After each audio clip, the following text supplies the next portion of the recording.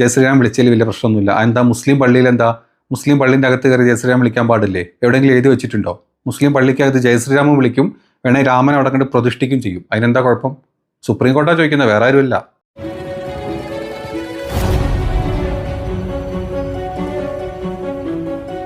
മുസ്ലിം ആയിട്ടുള്ള ഞാനും എൻ്റെ ഒരു ചങ്ങായും കൂടെ നാളെ ബൈക്കിൽ പോണ വഴിക്ക് ഒരു അമ്പലം കണ്ടു. അമ്പലത്തിൻ്റെ ഗേറ്റ് പൊളിച്ച് ഉള്ളോട്ട് കയറി.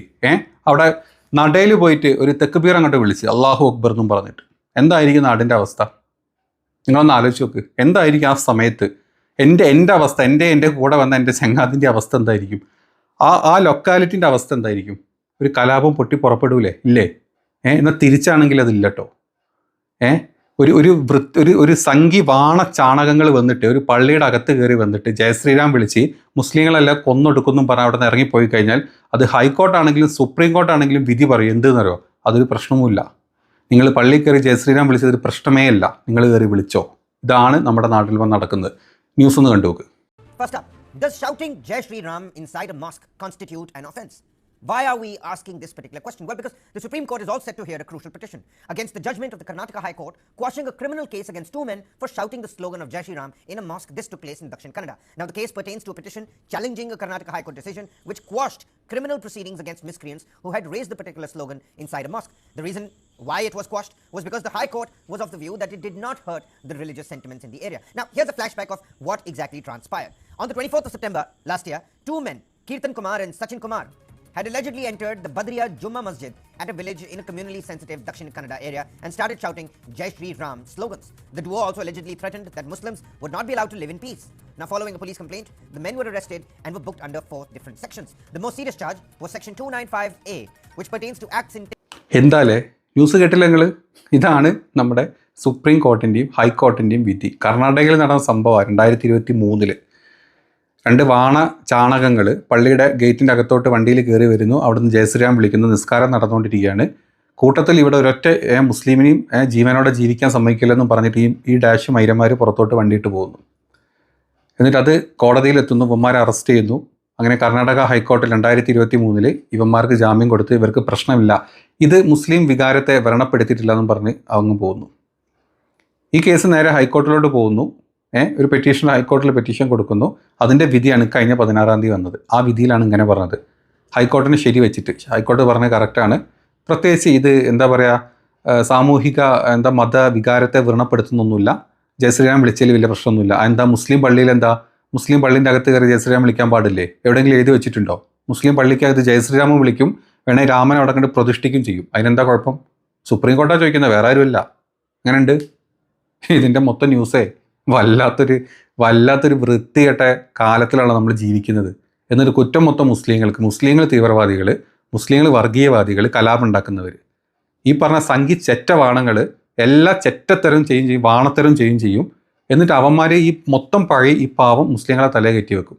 മുസ്ലിങ്ങളെ നിങ്ങളെ സമ്മതിച്ചു, നിങ്ങളത്ര ക്ഷമ വേറെ ആർക്കും ഈ നാട്ടിൽ ഈ ലോകത്തില്ല എന്നുള്ളതിന് തെളിവാണിത്. അതായത് ഒരു ജയശ്രീരാം വിളി ഒരു പള്ളിയിൽ കയറി വിളിച്ചു കഴിഞ്ഞാൽ ഒരു പ്രശ്നവുമില്ല, അത് വികാരത്തെ വ്രണപ്പെടുത്തുന്നില്ല എന്നാണ് സുപ്രീം കോർട്ടിൻ്റെ വിധി. ഈ വിധി കേട്ടിട്ട് എന്താ നിങ്ങൾക്ക് തോന്നുന്നത്? ഈ സെയിം സാധനം ഞാൻ തുടക്കത്തിൽ പറഞ്ഞ പോലെ ഞാനാണ് ഒരു അമ്പലത്തിൻ്റെ അകത്ത് കയറി അള്ളാഹു അക്ബർ വിളിച്ചിരുന്നെങ്കിൽ എൻ്റെ മേലെ ഏതൊക്കെ കേസ് സമയം കൊണ്ട് വരുമായിരുന്നു? രാജ്യദ്രോഹം, മതവികാരത്തെ വ്രണപ്പെടുത്തി, UPA, അങ്ങനെ ഒരുപാട് കേസുകൾ എൻ്റെ പേര് വന്ന് ഞാനിപ്പോൾ പുറലോകം കാണുമായിരുന്നു. ആ നാട് കുട്ടിച്ചോറാമത് പോരെ നമ്മുടെ നാട്ടിലിപ്പോഴത്തെ അവസ്ഥയെ. പക്ഷെ എന്തുകൊണ്ട് ഇതിവിടെ ഒന്നും നടന്നില്ല? അത് മുസ്ലിങ്ങളായതുകൊണ്ട്. ആ സ്ഥലത്ത് ഇത്രയും വലിയൊരു പ്രശ്നം ഉണ്ടാക്കിയിട്ട് ഈ ചെറ്റ നായിൻ്റെ മക്കൾ അവിടെ പോയിട്ട് പ്രശ്നങ്ങൾ ഉണ്ടാക്കിയിട്ട് മുസ്ലിങ്ങൾ കേസിന് കോടതിയിലോട്ടാണ് പോയത്. അവിടെ അവന്മാർ അമ്പലത്തിൽ കയറിയിട്ട് മറ്റേ തെക്കുബീർ വിളിക്കാനും അമ്പലത്തിൽ കയറി അടി കൂടാനും അല്ല ആ നാട്ടിലെ മുസ്ലിങ്ങൾ പോയിട്ടുള്ളത്. ഈ ബാബരിയുടെ കേസിലും ഇത് തന്നെ. ഈ നായിൻ്റെ മക്കളെല്ലാം കൂടെ ബാബരി മസ്ജിദ് പൊളിച്ചപ്പോഴും ഇവന്മാരുടെ അമ്പലം പൊളിക്കാനല്ല മുസ്ലിങ്ങൾ കൂടിയത്, ഇവർ കേസിനാണ് പോയത്. ഈ മുസ്ലിങ്ങളെ ഭീകരവാദികൾ എന്നും ഇങ്ങനെ പറഞ്ഞ് വെച്ച് ഈ ഭീകരവാദി ചെറ്റത്തരം മൊത്തം ചെയ്യുന്നത് ഈ നായിൻ്റെ മക്കളാണ്, വേറെ ആരുമല്ല. ഈ നാറിയ വൃത്തികെട്ട വർഗീയ വിഷം ചീറ്റിക്കൊണ്ട് നമ്മുടെ പ്രധാനമന്ത്രി അടക്കം പ്രധാനമന്ത്രിയുടെ താഴത്തുള്ള സകലമാന ചെറ്റകളും ഇതാ ചെയ്തുകൊണ്ടിരിക്കുന്നത്. ഗുജറാത്ത് പോലും നമ്മുടെ പ്രധാനമന്ത്രി ചെയ്തത് എന്താ നമുക്ക് എല്ലാവർക്കും അറിയാം.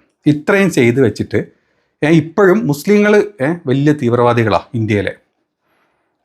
ഈ കർണാടകയിൽ ഇത്രയും വലിയൊരു സംഭവം നടന്നിട്ടും ഈ അവിടുത്തെ ഹൈക്കോർട്ടും ഇവിടുത്തെ സുപ്രീം കോർട്ടും എല്ലാം അതിനെ ശരി വെച്ചിട്ട് അതൊരു പ്രശ്നമേ അല്ല എന്നുണ്ടെങ്കിൽ നാളെ മുതൽ പോകുന്ന മുസ്ലിങ്ങളൊക്കെ അമ്പലത്തിൻ്റെ നടയിൽ കയറി അള്ളാഹു അക്ബർ വിളിച്ച് പോയി കഴിഞ്ഞാൽ നിങ്ങൾ എങ്ങനെ കേസെടുക്കും?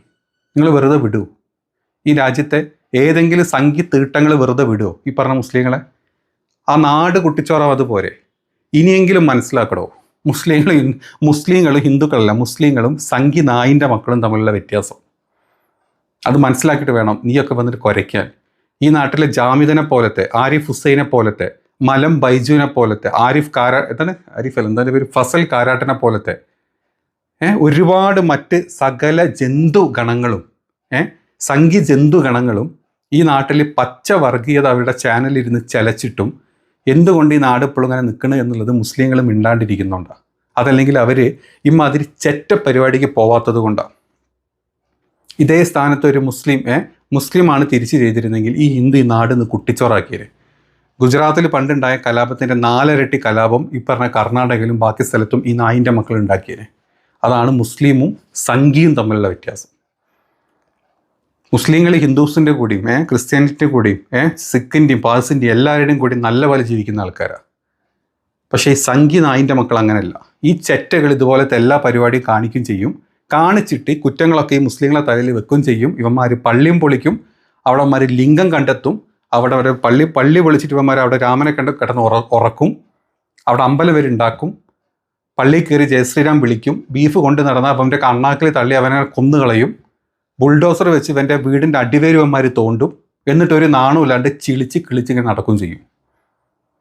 മുസ്ലിങ്ങളെ എത്ര പാവപ്പെട്ടവരാണ് നിങ്ങളൊന്ന് ചിന്തിച്ചു നോക്ക്. ഈ ഒരൊറ്റ വിധി, ഈ സുപ്രീം കോർട്ടിൻ്റെ വിധിയും ഹൈക്കോർട്ടിൻ്റെ വിധിയും നിങ്ങൾ ആലോചിച്ച് നോക്ക്.